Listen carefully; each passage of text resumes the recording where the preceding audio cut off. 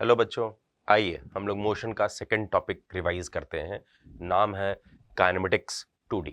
इसमें सबसे पहला क्वेश्चन बहुत ही बेसिक सा लिया है, डिस्टेंस, डिस्प्लेसमेंट वगैरह सभी को इंक्लूड करते हुए। तो पहले क्वेश्चन में बोलता है कि position of a particle is given by at time t net displacement of particle after 10 second. इसका मतलब है कि हम लोगों को t इक्वल टू 0 पे पार्टिकल की पोजीशन लिखनी चाहिए। यहां से आ जाएगा बेटा 3 into 0 square I cap plus 4 into 0 square times of J cap and plus 7 k cap. फिर हम लोगों को 10 सेकंड के बाद दूसरी पोजीशन लिखनी चाहिए, इसलिए इसको इनिशियल पोजीशन और इसको फाइनल पोजीशन नाम दिया, जो होगा 3 into 10 square plus 4 into 10 square, यहाँ आई and J cap plus 7 k cap. मैं पोजीशन क्यों लिख रहा हूं, आप सभी को बहुत बढ़िया से पता है कि हम लोग जब बताते हैं डिस्प्लेसमेंट तो it is equal to delta r which is equal to final position minus initial position से देते हो।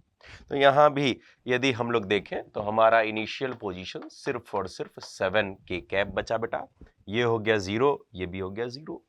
इसी तरीके से फाइनल पोजीशन देखें तो वह हो गया 300 i cap, 400 j cap and plus 7 k cap. इस दोनों को अब यदि सब्ट्रैक्ट करें तो delta r that is final minus initial हमें दे देगा 300 माइनस यहाँ पे 0 i cap plus 400 minus 0 j cap plus 7 minus 7 is 0 k cap.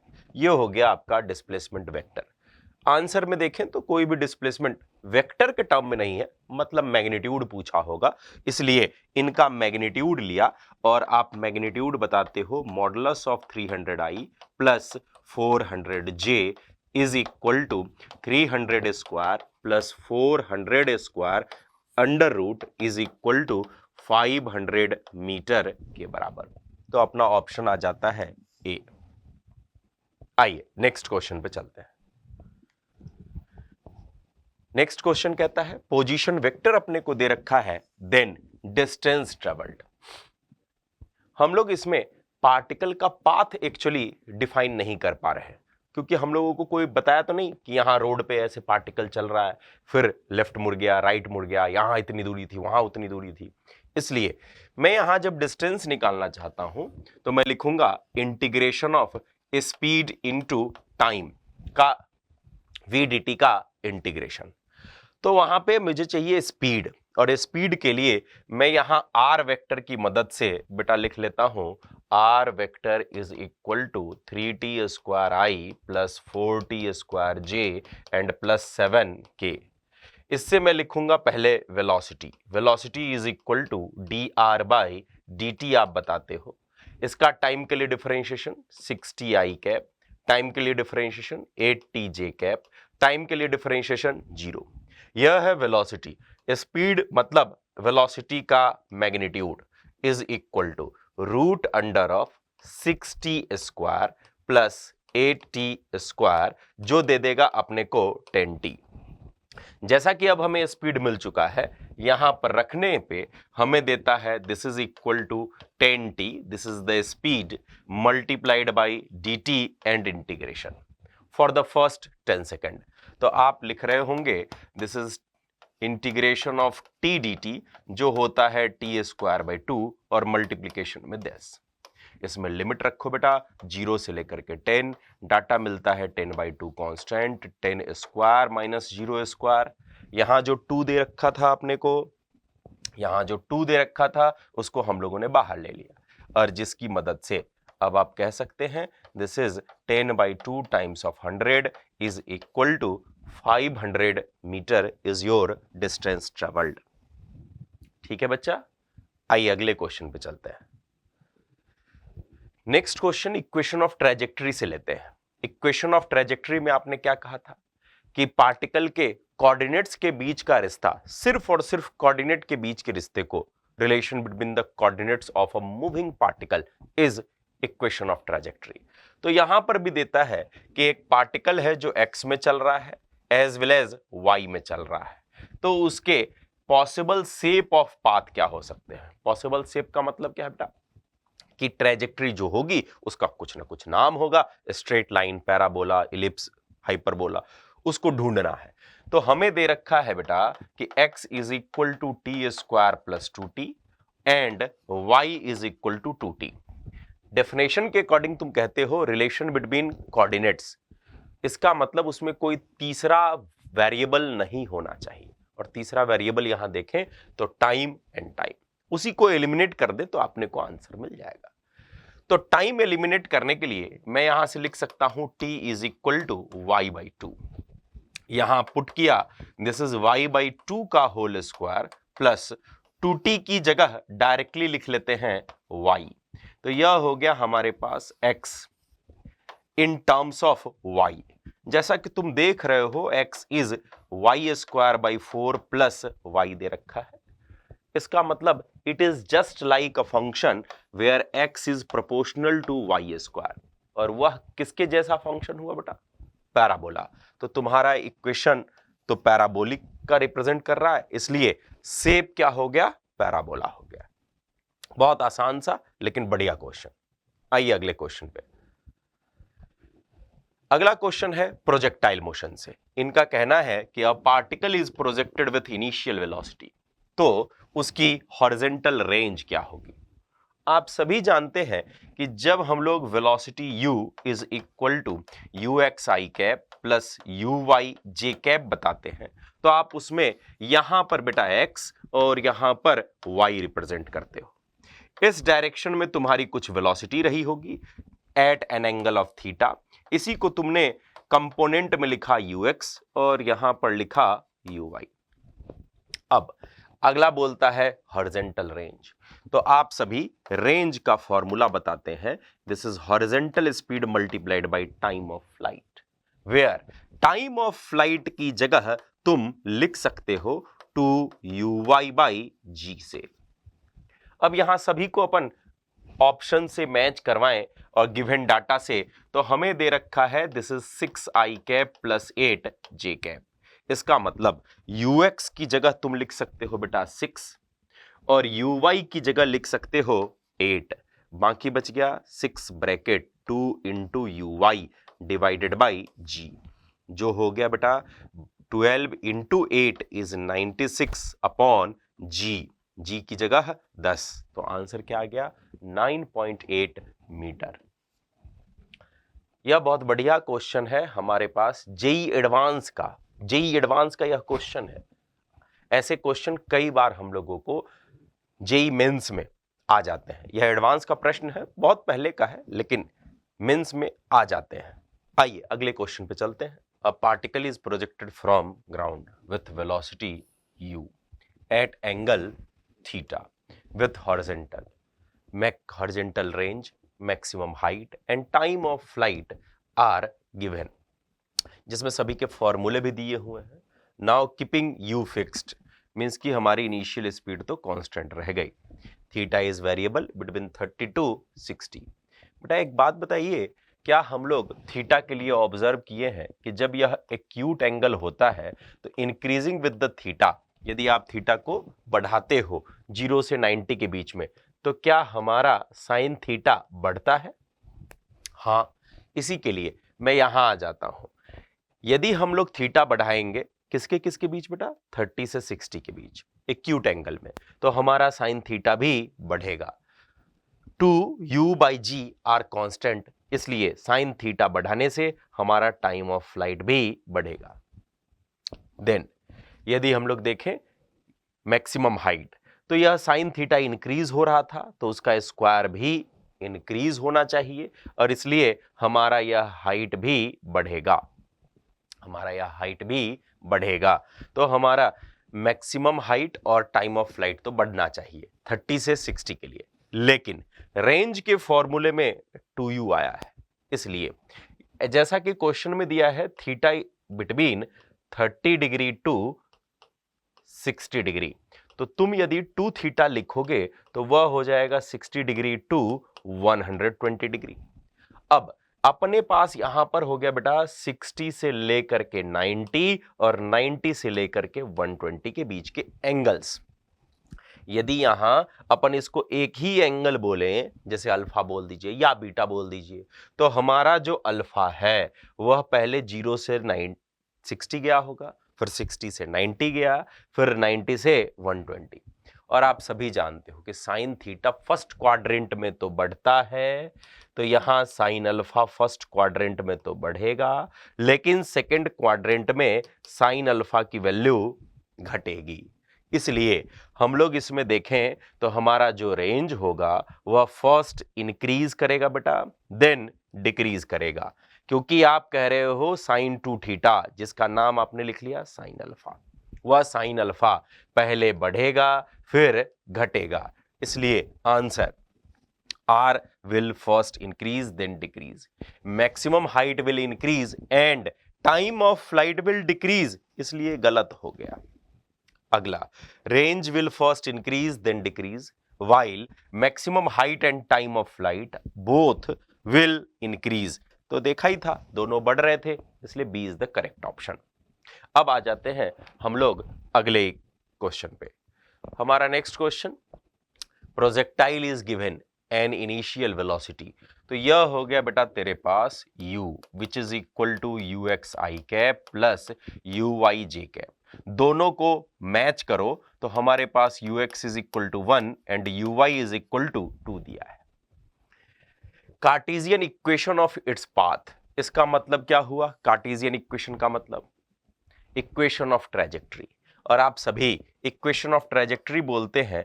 अच्छा, यह एक प्रोजेक्टाइल मोशन होगा क्योंकि तुम्हारी जो इनिशियल वेलोसिटी है वह एक्स वाई में दे रखा है वर्टिकल में, और यहां जी दे ही रखा है। तो जब आप कोई भी प्रोजेक्टाइल मोशन करते हैं तो वहां आप इक्वेशन लिखते हो y is equal to x tan theta bracket 1 minus x upon r, जिसमें मैं रखूं तो ये रहा x। टेन थीटा के लिए यहां पर थीटा सॉल्व करते समय तुम लिखते हो tan theta is equal to y speed by x speed, जो हो गया 2/1 से। तो यहां पर आ गया into 2, 1 minus x divided by range. बेटा रेंज का फॉर्मूला प्रोजेक्टाइल मोशन में horizontal speed into time of flight, जिसमें टाइम ऑफ फ्लाइट लिखते हो 2u(y) बाई जी, सबका डाटा रखें, x speed into 2 into y speed divided by g, तो वह दे देता है 0.4। मैं सभी को मल्टीप्लाई कर देता हूं तो फर्स्ट टर्म हो गया 2x, दूसरा टर्म 2x स्क्वायर बाई 0.4, जिससे यह डाटा हो जाएगा 2x minus 5 of x square के बराबर। यह आ गया x और y के बीच का रिश्ता, x और y के बीच के रिलेशन को ही हम लोग क्या कहते हैं? Equation of trajectory. अब मैच किया जाए तो हमारा ऑप्शन आ रहा है बेटा फर्स्ट। आइए अगले क्वेश्चन पे चलते हैं।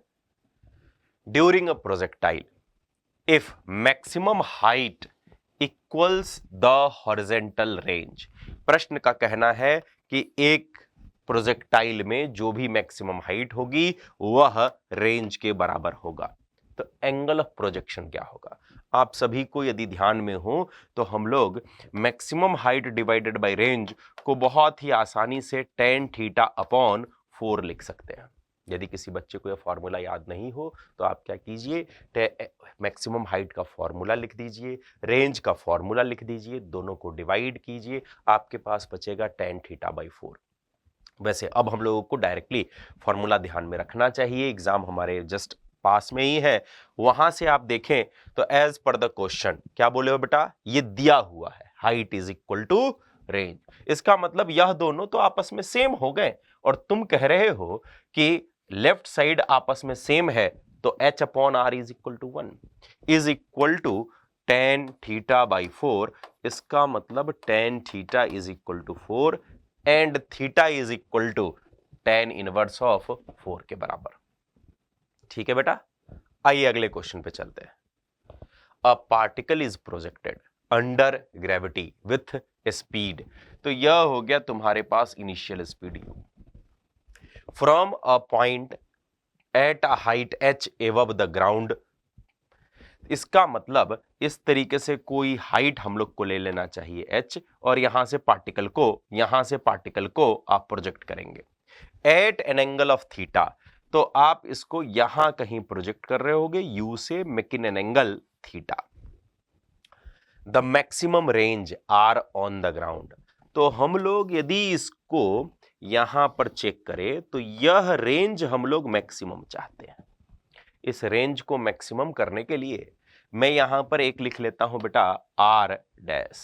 यह आर डैश हो गया एक इंक्लाइंड प्लेन मैंने मान लिया है, जिस इंक्लाइंड प्लेन पे यह पार्टिकल इस तरीके से प्रोजेक्टाइल करेगा और यह इंक्लाइंड प्लेन का रेंज हो गया, इंक्लाइंड प्लेन का रेंज हो गया। अब हम लोगों को यह एंगल नहीं पता, late assume it is beta, और यह एंगल भी नहीं पता, यह भी होगा बीटा, क्योंकि दोनों अपोजिट एंगल है, दोनों अपोजिट एंगल है। अब आ जाओ रेंज की वैल्यू लिखते हैं। रेंज की वैल्यू यहां लिखने के लिए सबसे पहले मैं इस आर डैश को सॉल्व करता हूं इस इंक्लाइंड प्लेन पर। मुझे चाहिए बेटा आर डैश, यहां दे रखा है h, यहां पर तुमने पार्टिकल को प्रोजेक्ट किया है and this is your beta. तुम कहते हो कि इंक्लाइंड प्लेन पर मैक्सिमम रेंज का फॉर्मूला होता है u square by g bracket 1 minus sine of beta के बराबर। ये तो याद रखना पड़ेगा आपको। इंक्लाइंड प्लेन पे मैक्सिमम रेंज का फॉर्मूला होता है u square by g 1 minus sine beta के बराबर, जब नीचे जा रहा हो पार्टिकल, और जब particle up the inclined plane जाता तो यहीं पे प्लस लिखते। आइए आगे क्वेश्चन में देखें।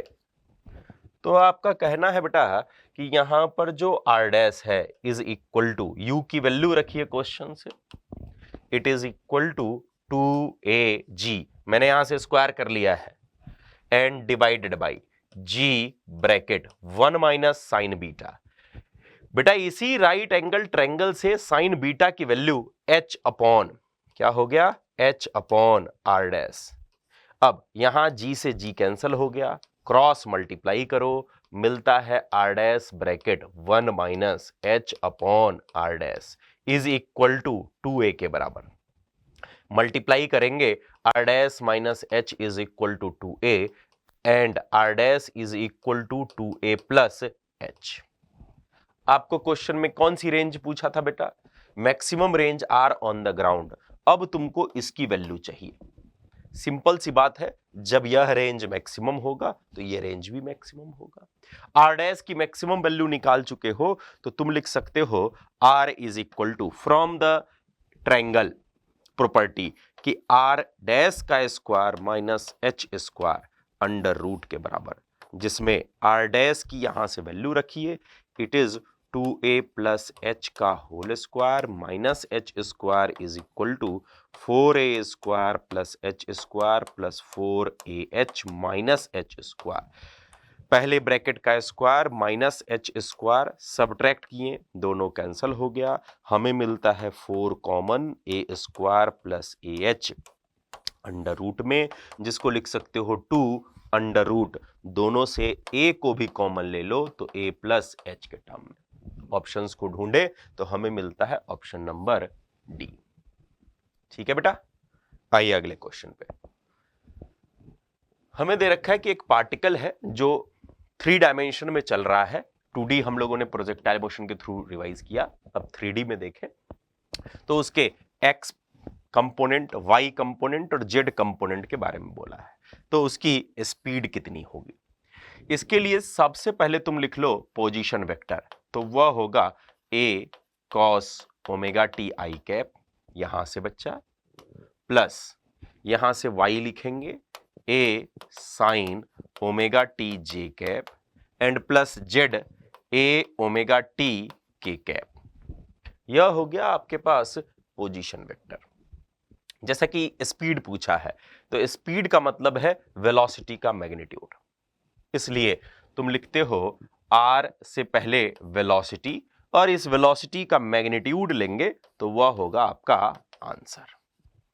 इसलिए इसको डिफरेंशिएट करें तो मिलता है a omega bracket minus sine omega T I cap plus A omega cos omega T J cap and plus A omega के कैप।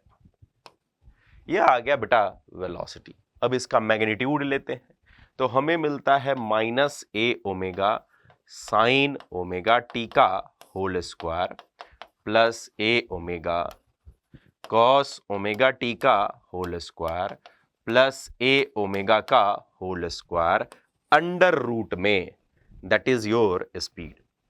अब इसको सॉल्व करता हो तो मिलता है ए ओमेगा का square common sine square omega T cos square omega T plus 1। यहां से साइन स्क्वायर, यहां से कॉस स्क्वायर, यहां से 1, सभी हैं अंडर रूट में। इसको बाहर ले लो, मिलेगा ए ओमेगा। इन दोनों का सम हो गया बेटा 1 प्लस 1, तो वह हो गया 2 और अपना ऑप्शन नंबर सी यहां पर आ गया। ठीक है बच्चे, आइए अगले क्वेश्चन पे चलते हैं। A plane is inclined at an angle alpha is equal to 30 degree with respect to horizontal. A particle is projected with speed u equal to 2 meter per second from the base, making an angle 15 degree as shown in figure. The distance from the base at which particle hit the plane is close to.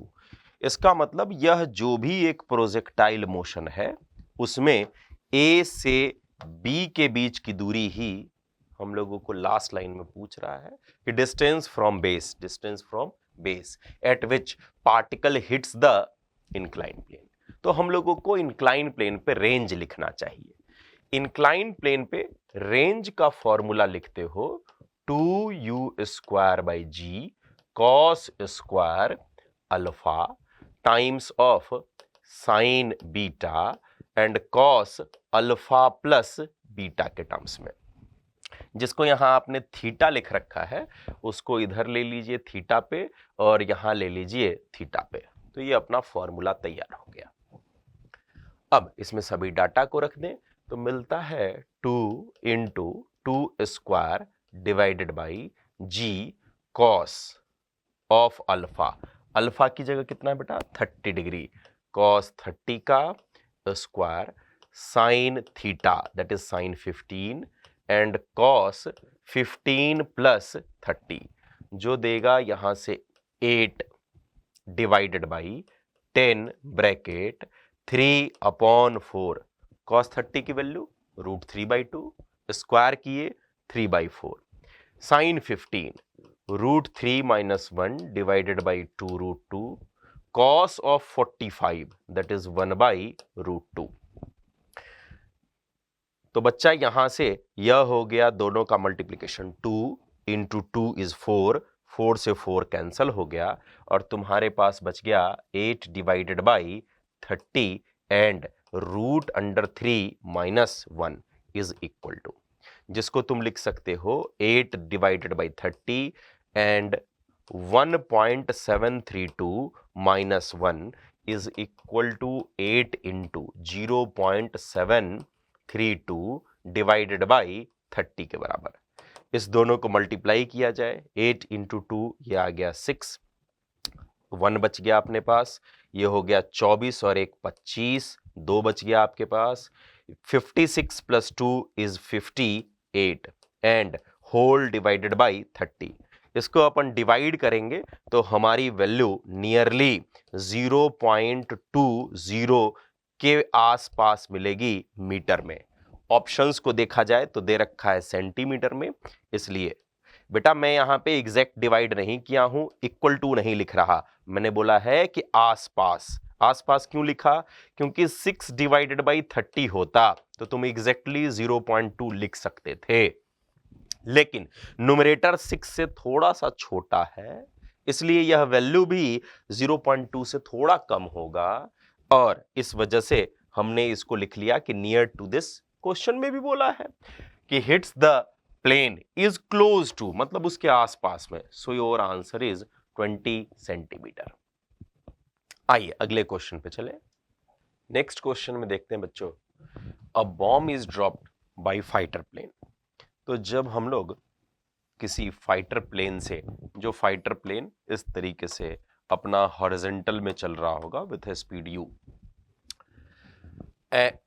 A bomb is dropped, तो जिस इसके बाहर जो bomb आप गिराए होंगे उसके पास भी बेटा हॉरिजॉन्टल स्पीड तो सेम रहेगी, लेकिन फाइटर प्लेन सिर्फ और सिर्फ हॉरिजॉन्टल ही चलता रहेगा। बट यह जो बॉम्ब है उस पे एक नीचे की तरफ आ गया जी। अब क्वेश्चन पूछता है to an observer sitting in the plane, जैसे हम लोग पायलट को कंसीडर कर लें, तो जो भी इसके अंदर पायलट बैठा है वह इस बॉम्ब को कैसे ऑब्जर्व करेगा। वह जब स्पीड को ऑब्जर्व करेगा तो रिलेटिव स्पीड तो जीरो हो गई, रिलेटिव स्पीड जिसको आप रिलेटिव वेलोसिटी कहें वह तो जीरो हो गया, लेकिन उसकी रिलेटिव एक्सेलरेशन जीरो नहीं हुई। तो यदि हम लोग देखेंगे विथ रिस्पेक्ट टू पायलट, तो हम लोगों को एक बॉम्ब दिखेगा जो नीचे की तरफ गिर रहा है एट अ जी, और रिलेटिव स्पीड कितनी है बेटा, जीरो। इसका मतलब यह बॉम्ब सिर्फ और सिर्फ अब वर्टिकल में ही ट्रेवल करेगा। ये जो एक्सेलरेशन है जी, वह उसको एक वेलोसिटी भी दिलवाएगा वर्टिकली डाउनवर्ड। इसलिए ऑप्शंस देखते हैं। Trajectory of bomb is hyperbola, गलत है। पैराबोला, गलत है। Straight line vertically down the plane, vertically down the plane, वह रिप्रेजेंट भी कर रहा है कि विथ रिस्पेक्ट टू प्ले यह सिर्फ और सिर्फ कहां जा रहा है बेटा, नीचे।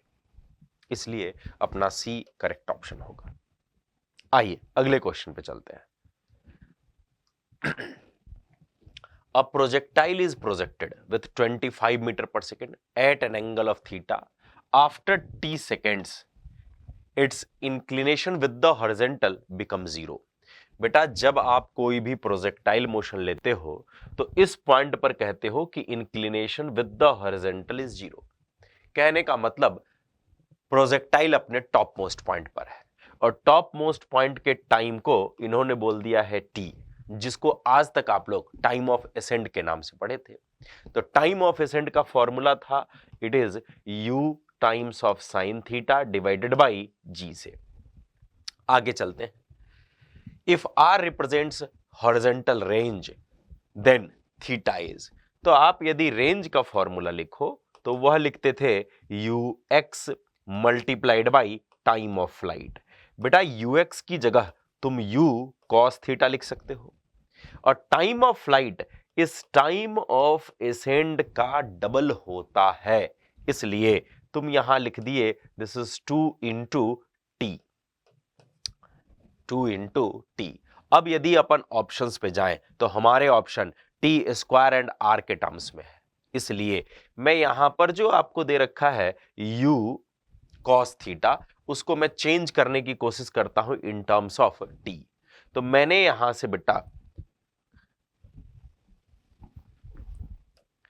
मैं यहां से क्या करता हूं बेटा कि इसमें से अपना u की वैल्यू सॉल्व कर लेता हूं, तो मुझे यहां से मिल जाएगा g into t divided by cos theta is equal to u, और इसी u को यहां पुट कर दिए तो मिलता है g t divided by cos theta multiplied by sine theta multiplied by 2t that is equal to आपके पास रेंज के बराबर।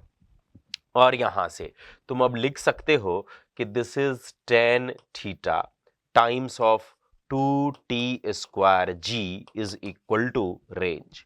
अब ऑप्शन में देखें तो हम लोगों को tan इनवर्स में कोई ना कोई आंसर होना चाहिए, tan इनवर्स में, नहीं तो फिर cot इनवर्स में। तो मैं यहां से tan निकाल लेता हूं, आपको मिलता है tan theta is equal to r divided by 2 into g 20 multiplied by t square. तो यहां देखा क्या वह इसका tan इनवर्स है बेटा, नहीं। तो चलते हैं चौथे ऑप्शन पे। यदि इसी को लिखें cot थीटा तो वह होगा 20t square divided by r, और theta is equal to cot inverse right hand के बराबर, जो इधर डी ऑप्शन से मैच कर रहा है। ठीक है बच्चों, नेक्स्ट क्वेश्चन देखते हैं। इसमें कहा है a person can throw a ball up to maximum range of 100 metre. इसका मतलब इस प्रोजेक्टाइल में देखें तो यह प्रोजेक्टाइल की मैक्सिमम रेंज हो गई 100 मीटर। अच्छा, मैक्सिमम रेंज का मतलब है theta is equal to 45 degree and maximum range is equal to u square sine 2 theta divided by g, जो होता है बेटा u square by g sine 90 is equal to 1, और इसी की वैल्यू क्वेश्चन में देता है 100 ऑफ मीटर के बराबर। आगे आइए, how high above the ground he can throw the same ball. इसका मतलब क्या वह इस प्रश्न में मैक्सिमम हाइट को पूछना चाह रहा है? क्या वह इसी प्रश्न में मैक्सिमम हाइट को पूछना चाह रहा है? नहीं, एकदम नहीं। उसका कहना है कि सेम बॉल को सेम प्लेयर यदि थ्रो करे तो मैक्सिमम हाइट क्या फेंक सकता है, not in the same projectile. उसने कहीं ऐसा नहीं बोला है कि इन द सेम प्रोजेक्टाइल उसकी मैक्सिमम हाइट क्या होगी। वह कहना चाह रहा है, एग्जामिनर आपसे पूछना चाह रहा है कि यदि इसी बॉल को मैं वर्टिकली अपवार्ड थ्रो करूं with the same initial speed जो इधर रही होगी, देन उसकी मैक्सिमम हाइट क्या हो। क्योंकि यदि किसी बॉल की स्पीड फिक्स कर दी जाए और फॉर मैक्सिमम हाइट तुमको बोले तो 1, 2, 3 इसमें से सबसे ज्यादा जो उसकी हाइट पॉसिबल है, जो उसकी मैक्सिमम हाइट पॉसिबल है, वह वर्टिकली अपवार्ड के केस में ही होगा। उसकी वर्टिकली अपवार्ड के केस में ही मैक्सिमम हाइट होगा। इसलिए यहां पर जो हम लोगों को मैक्सिमम हाइट h बताना है बेटा, वह होगा मोशन अंडर ग्रेविटी से, जिसमें 1/2 ब्रैकेट यू स्क्वायर बाई जी की वैल्यू इधर से ले ले 100, तो यह आ जाएगा 100/2 is equal to 50 of metre, जो इधर ऑप्शन में आ गया। ठीक है बेटा, यहां पे अपना काइनेमेटिक्स 2D का एंड करते हैं। Thank you.